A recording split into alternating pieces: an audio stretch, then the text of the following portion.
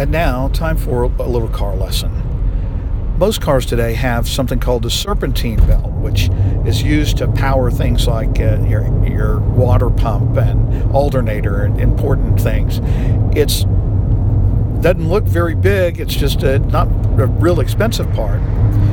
Here's what it looks like when the serpentine belt is missing from the engine. Say when it has come off while you're driving down the interstate.